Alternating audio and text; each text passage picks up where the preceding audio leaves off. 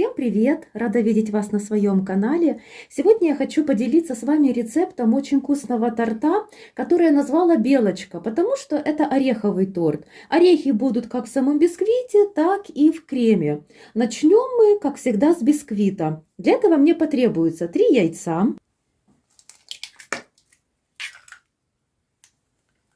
Яйца желательно, чтобы были комнатной температуры.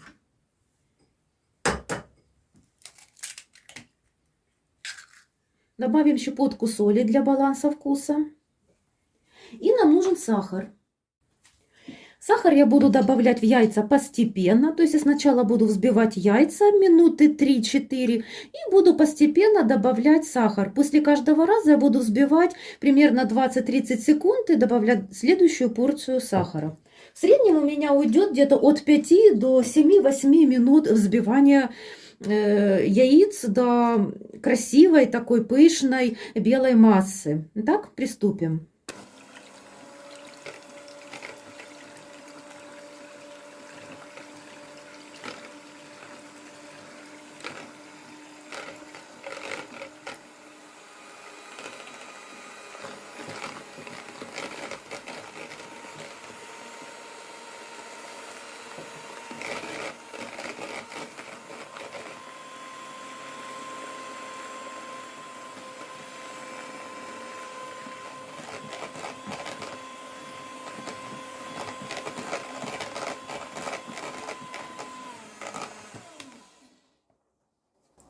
Посмотрите, какое тесто должно быть. Оно должно побелеть, увеличиться в объеме. У меня прошло 7 минут для взбивания.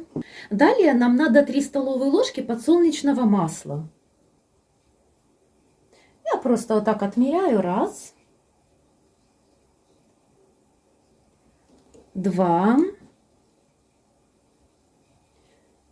и 3. И 3 столовые ложки кипятка. Я кипяток добавляю сразу в тесто. Не бойтесь, ничего ему не будет. Я так работала и с горячим молоком. Я уже прорабатывала этот бисквит для видео. Все отлично. И немного на небольших оборотах миксера надо взбить нашу массу. Ну, как бы перемешать.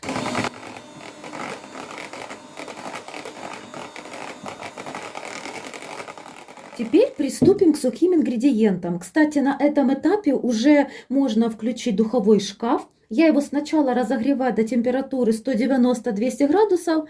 Потом, перед тем, как поставить выпекать бисквит, я поставлю температуру 180 градусов. Итак, я взяла 140 грамм муки, она уже просеянная, и добавляю к ней чайную ложку разрыхлителя. Это примерно 8 грамм. Если вы добавите немножко больше или капочку меньше, это совершенно ничего страшного. И теперь аккуратно венчиком перемешиваем.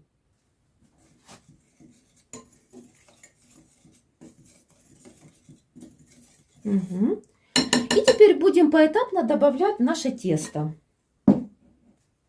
Тесто, как всегда, мы вымешиваем аккуратно, лопаткой, плавными движениями снизу вверх.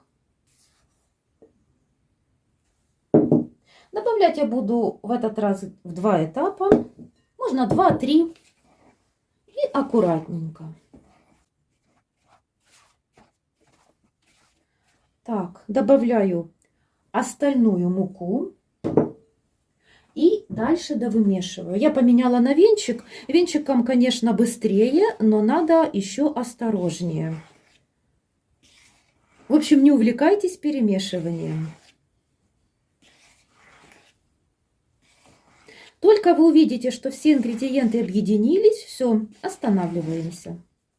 Вот такое тесто у нас получилось. И поскольку это все-таки торт «Белочка», это ореховый торт, нам нужны орехи. Я буду использовать жареный рубленый миндаль. У меня здесь 65 грамм. Их можно заменить на арахис или на грецкие орехи, кто как любит. Все, я добавляю в тесто. И еще раз аккуратненько вымешиваю. Движения плавные, не спешим. Тоже долго не нужно, пару буквально движений. И все. Форму я взяла диаметром 20 сантиметров. Я дно застелила формы пергаментной бумагой и буду сюда выливать наше тесто.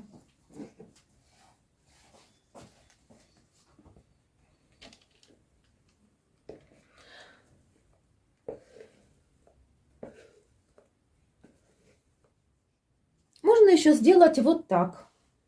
Аккуратненько разравниваю все шпажкой. Поскольку духовки у всех разные, поэтому время выпечки вы контролируете сами. В моем духовом шкафу примерно такой бисквит будет выпекаться минут 40-45.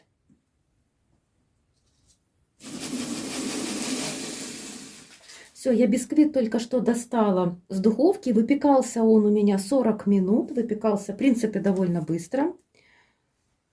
Все, отлично.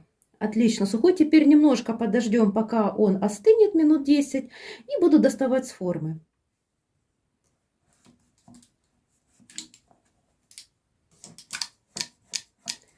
Я прохожусь ножом по краям.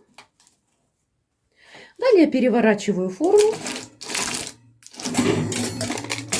И открываю.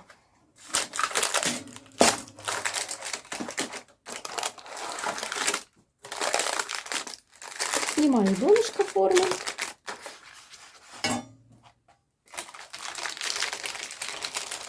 Бисквит хорошо пропекся, аромат просто потрясающий. Вообще ореховые торты, бисквиты, они очень ароматные. В таком виде я его оставлю на минут 20, чтобы он полностью остыл. Дальше я его заверну в пищевую пленку и оставлю на ночь. У меня сейчас глубокая ночь, а завтра утром я продолжу готовку.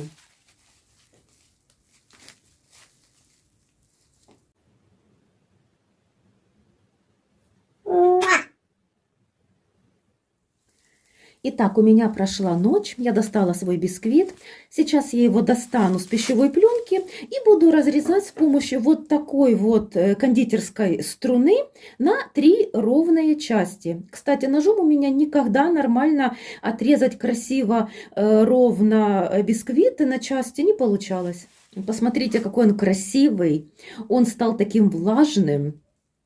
Кстати, если вы хотите тортик повыше, вы можете взять форму 18 сантиметров. Но тогда вам лучше все-таки ее тесто разделить на 2 части. То есть 2 формы по 18 сантиметров.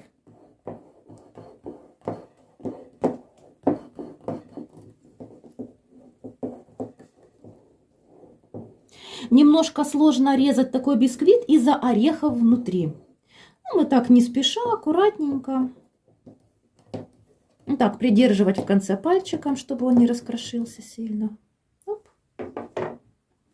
Посмотрите, какая красота у нас в середине.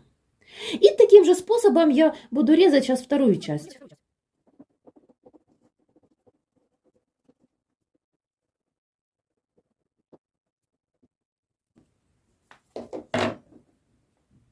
Все, идеально ровные у нас получились коржи.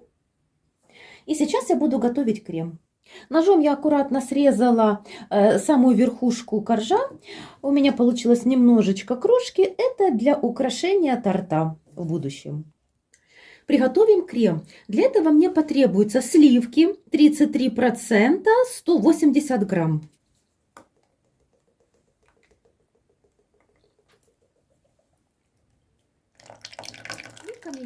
С кремом из сливок я работаю таким образом. Сначала взбиваю сливки, а потом добавляю сахарную пудру или сгущенку, ну, в зависимости от того, какой крем. Сегодня я буду работать со сливками, крем-чизом и сахарной пудрой.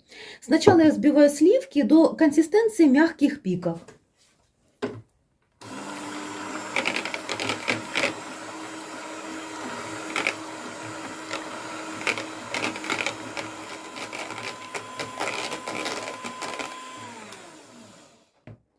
Все, сливки готовы. Теперь 70 грамм сахарной пудры.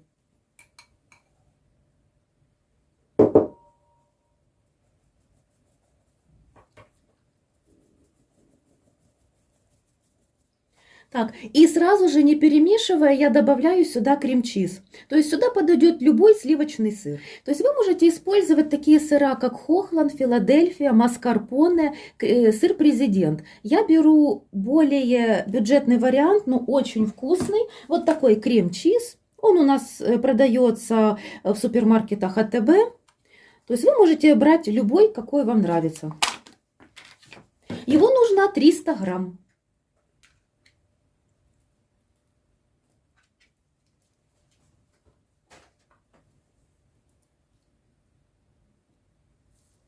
И, как всегда, точный список ингредиентов я оставлю под моим видео. Теперь я буду взбивать, запомните, не больше 2 минут, иначе крем сначала станет, вы увидите, станет такой плотной консистенции, но если вы будете дальше взбивать, он у вас станет просто жидким. Нам это не надо, то есть не больше 2 минут. У меня обычно уходит секунд 40-45. Итак, приступим.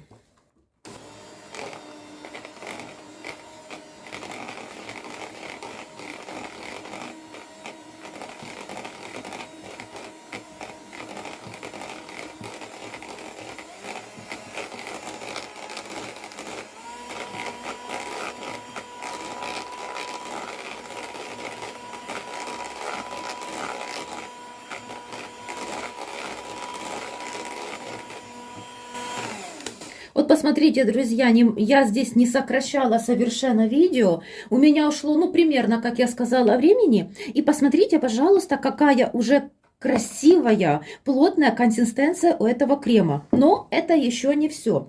Поскольку наш торт белочка, он ореховый, я выбрала миндальную тему, то есть у нас миндальный бисквит. Соответственно, в крем я буду добавлять жареный дробленый миндаль. У меня здесь 70 грамм.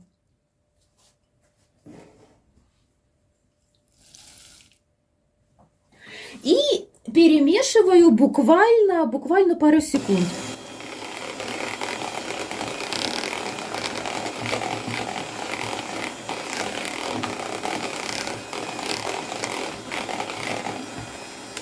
Все. Наш крем, наш потрясающий вкусный крем готов. Теперь только осталось собрать торт. Наношу для стабильности немножко крема на донышко моего блюда. И выкладываю первый корж. Я буду работать без пропитки. Этот торт я не буду пропитывать. Он и так очень влажный. Но и кто любит очень влажные торты, конечно, вы можете использовать любую, в принципе, пропитку. То ли это вода с сахаром, то ли это молоко. Или можно сливками тоже. Будет очень вкусно. И собираю я торты всегда в раздвижной форме. Как по мне, это так сразу стабильно. Он никуда не поплывет.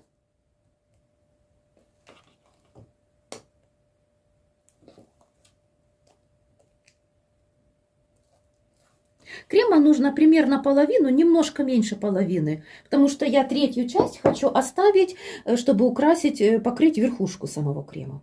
Кстати, если вы готовите торты на заказ или вам нужен просто какой-то красиво, чтобы смотрелся высокий тортик, тогда, конечно, я уже повторюсь, лучше готовить в форме 18 сантиметров, тогда он будет выше. Если честно, я уже хочу его скушать, попробовать. Очень уж аппетитно выглядят эти орешки. Так, первая готова. Выкладываю второй корж. И, естественно, действия повторяются.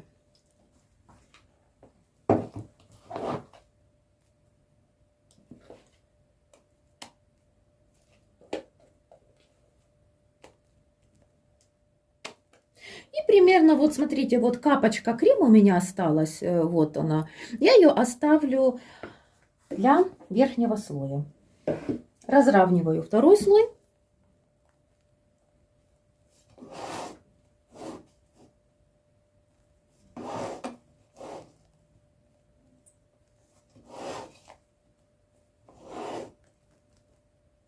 Какой же он вкусный все-таки. Я так немножко уже, признаюсь, вам схитрила, попробовала бисквит, но это просто шикарно.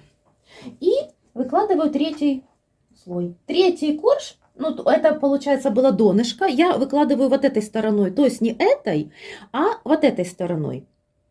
Если вы будете выравнивать торты более профессионально, ганашем каким-то, потом, чтобы сделать какое-то красивое оформление, в принципе, вы можете и обратной стороной положить. Все равно вы будете потом это все закрывать, и все равно это все будет очень прекрасно и красиво. Ну, поскольку у меня домашний вариант, я просто хочу с вами поделиться этим замечательным рецептом и насладиться со своей семьей этим тортиком. Так, выкладываю остаток и разравниваю.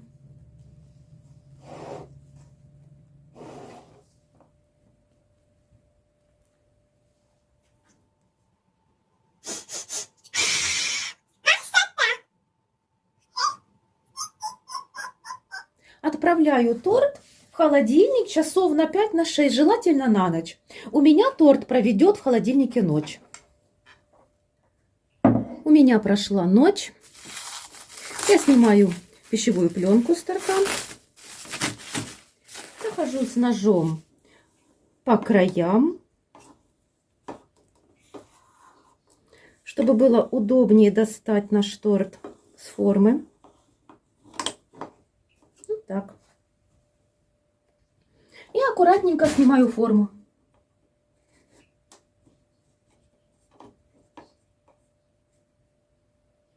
Его, в принципе, для домашнего чаепития его уже можно, в принципе, разрезать, и все будет хорошо, красиво. Но я немножечко его все-таки посыплю сверху орехом. Бока торта я украшу остатками бисквита. Вот крошечку я его просто руками взяла, размяла. И думаю, хорошо пойдет. И так, потихоньку, не спеша, обсыпаю торт по бокам.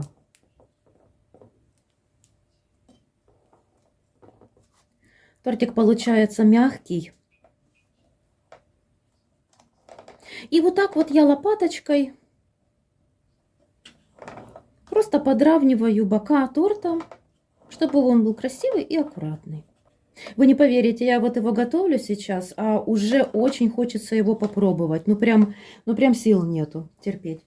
Так, смотрите, теперь орешек. И давайте его вот так вот сверху аккуратненько присыпем.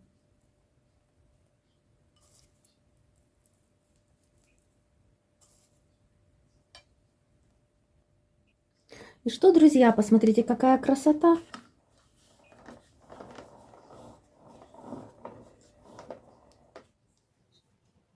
Wow, beautiful. Осталось разрезать. Теперь осталось разрезать и попробовать, какой же у нас получился торт.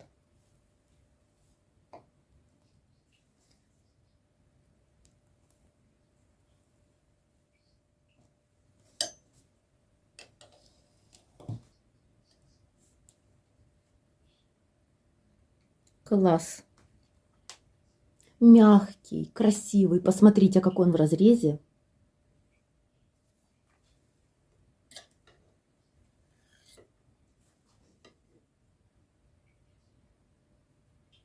Красота. Подойдет, думаю, к любому празднику, день рождения, Новый год, юбилей. Посмотрите, какой тортик. Тортик очень вкусный, влажный, неприторный. И если помним, я бисквит не пропитывала, он так очень, сам по себе очень влажный. В общем, друзья, обязательно попробуйте, делитесь этим рецептом, напишите в комментариях, какие торты готовите вы и понравился ли вам этот торт. А я вас всех целую, люблю, всех благ, до новых встреч!